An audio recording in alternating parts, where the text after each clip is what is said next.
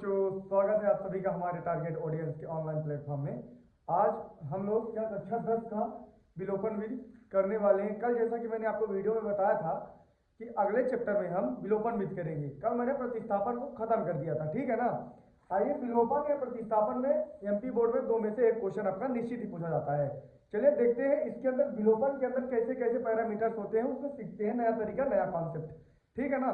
लेकिन उसके पहले सबसे अच्छा ऐसे ही अगर आपको डेली वीडियो देखना है, डेली प्लेलिस्ट में हम वीडियो बना देंगे। आपको अगर वीडियो देखना है तो चैनल को आप सब्सक्राइब कर दीजिए और नीचे आपको जो भी डाउट है कमेंट में आप टाइप कर सकते हैं, ठीक है ना। चलिए आइए वीडियो में देखते हैं। आपको जैसे दिख रहा है यहाँ पर विलोपन विधि, क्या दिख रहा है? विलोपन विधि आपको दिख रहा है 3x + 4y बराबर 10 लिखा है और 2x - 2y बराबर क्या लिखा है? 2 लिखा है, ठीक है ना। अच्छा, इसको क्वेश्चन को कैसे करना है? इसको हम समीकरण 1 मान लेंगे, इसको क्या मान लेंगे? समीकरण 2 मान लेंगे, ठीक है ना। तो इसके विलोपन के अंदर क्या करना पड़ता है? एक पद आपको बराबर करना है। क्या करना है? एक पद आपको बराबर करना है। तो आपको दिख रहा है 3x + 4y बराबर 10 और 2x - 2y बराबर क्या दिख रहा है? 2 दिख रहा है। एक पद आपको बराबर करना है। कैसे बराबर करना है? गुणा कर देना है, सिंपल सी बात है। यहां पर बराबर करने के लिए यहां क्या कर देंगे? यहां -2 से गुणा कर समीकरण 2 में कर देंगे तो माइनस माइनस प्लस होकर 4 हो जाएगा। क्या लिखेंगे? समीकरण 1 में -2 से गुणा करने पर समीकरण 2 क्या है? सॉरी, समीकरण 2 क्या है? ये है, ठीक है ना। इसके -2 से गुणा कर देंगे, -2 से क्या कर देंगे? गुणा कर देंगे। क्या हो जाएगा? -4x minus minus plus 4y और बराबर -4 हो जाएगा, ठीक है ना। अब ये क्या हो जाएगा? समीकरण आपका 3 हो जाएगा। अब समीकरण देखो, यहां पर भी 4y, यहां पर भी 4y, अर्थात y का पद क्या हो गया है? बराबर हो गया है। अब इस समीकरण में इसको घटा देंगे तो समीकरण 1 में, समीकरण 3 में या 1 में, जिसमें घटाना है, समीकरण 3 में या 1 में से 3 में से 1 को घटाने पर क्या कर देंगे? घटाने पर घटा देंगे। देखो, जब घटाएंगे तो कैसे घटेगा? ये समीकरण क्या है? 3 में से समीकरण 3 ये है तो -4x + 4y और बराबर -4 लिख देंगे। ये 3x + 4y और बराबर का 10। यहां पर क्या लिख देंगे? घटाने पर। घटाएंगे तो चिन्ह में परिवर्तन होगा। क्या होगा? चिन्ह में परिवर्तन होगा। कैसे कैसे परिवर्तन होगा? ये प्लस में है तो माइनस, ये प्लस में है तो माइनस और ये प्लस में है तो माइनस। ये प्लस का 4y माइनस का 4y कट गया, ये प्लस का 4x माइनस का 3x, 7x हो जाएगा। माइनस माइनस प्लस, लेकिन बड़ी संख्या में माइनस का चिन्ह है तो माइनस लगा देंगे, ठीक है ना। फिर बराबर है तो बराबर, ये माइनस का 4x, ये माइनस का 10x, तो 10 और 4 जुड़कर 14x, 14 हो जाएगा। सॉरी, ये माइनस और माइनस का हो जाएगा प्लस, बड़ी संख्या माइनस का चिन्ह तो माइनस का चिन्ह।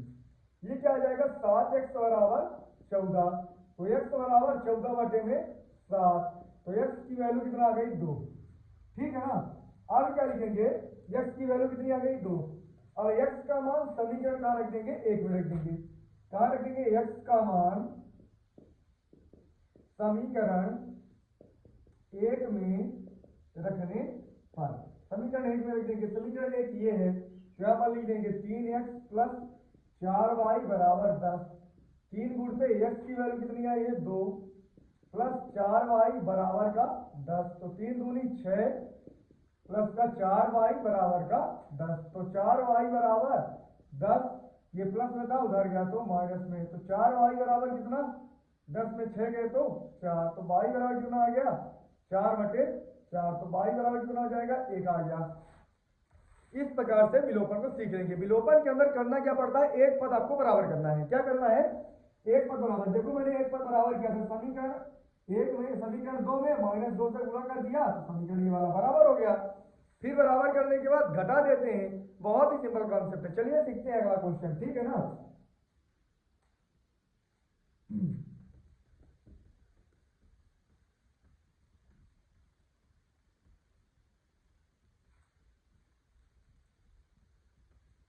है, अगला क्वेश्चन ये देखते हैं, ये भी इंपॉर्टेंट है। 3x माइनस का 5y और माइनस का 9 बराबर का 0। दूसरा क्या लिखा है, 9x बराबर 2y प्लस का 7 बराबर का 0। सॉरी, अब देखो इस समीकरण के अंदर आपको बराबर के बाद कहीं नहीं दिख रहा है कुछ। देखो इस समीकरण को बनाना पड़ेगा, क्या बनाएंगे, 3x माइनस का 5y बराबर के बाद ये माइनस में उधर जाएगा तो प्लस में हो जाएगा। ये क्या करेंगे, ये हो जाएगा 9x, इसको बराबर के पहले लाएंगे तो 2y, और ये बराबर के बाद ऑटोमेटिक में है तो चिन्ह में कोई परिवर्तन नहीं होगा। समीकरण 2। अब देखो एक पद आपको बराबर करना है, क्या करना है, एक पद बराबर करना है। तो एक पद बराबर के लिए समीकरण 1 में अगर हम 3 से गुणा कर देंगे तो 3 त्रिकाई 9x हो जाएगा, तभी x का पद बराबर हो जाएगा। तो क्या लिखेंगे, समीकरण 1 में 3 का गुणा करने पर समीकरण 1 ये है तो कर देंगे 3x माइनस का 5y और बराबर 9। 3 का गुणा करेंगे तो यहाँ 3 कर देंगे, गुणा कर देंगे, 3 त्रिकाई 9x माइनस 3 बचे 15y बराबर 3 सते 21 हो जाएगा ना। ठीक, इतनी बातें समझ में आ गई। फिर क्या करते हैं, समीकरण 2 को समीकरण 3 में घटाने पर, समीकरण 2 को समीकरण 3 में घटाने पर क्या करते हैं, घटाने पर घटा देंगे इसको। ऐसे 9x माइनस का 15y बराबर 21 और 9x माइनस का 2y बराबर 7, ये कट जाएगा ना, क्यों, चिन्ह में कोई बदल, ये प्लस है तो माइनस, ये क्या है, ये माइनस है तो प्लस हो जाएगा, ये प्लस है तो माइनस हो जाएगा। अच्छा, अब देखो प्लस माइनस का माइनस हो जाएगा, 15 में तो जाएगा कितना बचेगा, 13y, बड़ी संख्या में माइनस का चिन्ह तो माइनस का चिन्ह। 21 में 7 चला जाएगा तो कितना बचेगा, 7 14 7 21, 21 में 7 चला जाएगा तो कितना बच जाएगा, 21 में 7 गया तो 14 बच जाएगा। तो 22 बराबर कितना हो जाएगा, 22 बराबर 14/13, लेकिन कितना हो जाएगा, बिल्कुल आ जाएगा। अब 22 का मान समीकरण कहाँ रख दो, 1 में रख सकते हो, सीधे रख दो आप, ये कितना आ जाएगा, 22 बराबर कितना आ जाएगा, 14/13, लेकिन ये माइनस हो जाएगा। अब क्या लिखो, 22 का मान ये 22 का मान आप कितना मान है, 14/13, 22 का मान समीकरण 1 में रख दो आप, 22 का मान रख सकते हो ना आप, 22 का मान समीकरण 1 में रखने पर, 22 का मान समीकरण कहाँ रखेंगे, 1 में रखेंगे। समीकरण 1 क्या है, समीकरण 1 देखो ये बना है, यहाँ पर लिख देंगे 3x माइनस का 5y बराबर का 9 आ जाएगा।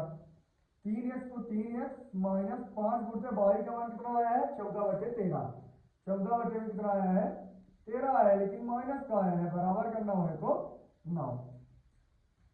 अब क्या हो जाएगा, ये 13 का गुणा इसमें भी हो जाएगा, 13 का गुणा इसमें भी हो जाएगा ना। तो सबसे पहले क्या कर देंगे, 3x, ये माइनस माइनस का प्लस हो जाएगा, ये हो जाएगा 14×5 70/13 बराबर का 9 हो जाएगा ना। ठीक है, अब आपको 3x बराबर निकालना है ना, तो इसका गुणा इसमें कर देंगे।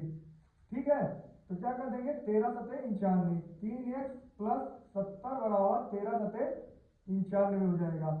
तो 3x बराबर 95 माइनस का 70 हो जाएगा। तो 3x बराबर 95 में 70 घटा देंगे, 95 में से 70 घटा देंगे तो ये 1 हो जाएगा, और ये 9 में 7 गया तो 2 हो जाएगा। कितना हो जाएगा, 1 में ये 1 21 हो जाएगा, कितना हो जाएगा 21। तो x बराबर 21 बटे कितना हो जाएगा 3, तो x बराबर कितना आ जाएगा, 7 वैल्यू आ जाएगी, कितनी आ जाएगी, 7 वैल्यू आ जाएगी। ऐसे हमें लगता है कि यहाँ पर कुछ मिस्टेक हो गई थी क्वेश्चन लिखने में, है ना, या फिर आप यहाँ पर कुछ क्वेश्चन लिखने में मिस्टेक हो गई होगी। आई होप आपको वीडियो बहुत अच्छा लगा होगा और आप लोगों की पढ़ाई बहुत बेटर चल रही होगी। देखो आप लोगों का एग्जाम जैसे जैसे करीब आ रहा है वैसे वैसे हम भी अपने जो कॉन्सेप्ट है उसको अपडेट कर रहे हैं, और कॉन्सेप्ट अपडेट करने के बाद है आपको डिलीवर कर रहे हैं। 100 में से एक बात ये है कि हम लोग प्रतिस्थापन सीख चुके, विलोपन सीख चुके, अगले इसका जो टर्म होगा वो भी सीखेंगे। लेकिन आपको हमें अगर मोटिवेट करना है, हम भी मोटिवेट हों, तो आपको हमारे सब्सक्राइब का बटन दबाना पड़ेगा, तभी ना पता चलेगा कि आप हमारी मदद कर रहे हैं। हम तो आपकी मदद के लिए यहाँ पर आ चुके हैं, लेकिन आपको मदद करने के लिए सब्सक्राइब करना पड़ेगा हमें, और नीचे कमेंट करना पड़ेगा जो भी आपको प्रॉब्लम आएगी। अगर ऐसा लगता है आपको चीज़ें समझ में नहीं आ रही बढ़िया तरीके से, तब भी आप कमेंट करिए। अगर आपको ऐसा लगता है कि और बढ़िया से हमें पढ़ाना चाहिए, तब भी आप कमेंट करके अपनी राय जरूर दे सकते हैं। ठीक है ना। आज हमने प्रतिस्थापन विलोपन की 2 वीडियो बनाई है, मतलब 2 क्वेश्चन करवाए हैं। ठीक है ना। मिलते हैं नेक्स्ट वीडियो के अंदर, और विलोपन के और जो भी क्वेश्चन होंगे वो आपको हम पढ़ाएंगे। ठीक है ना। बका बेस्ट ऑफ लक, आप अच्छे तरीके से पढ़ाई करिए।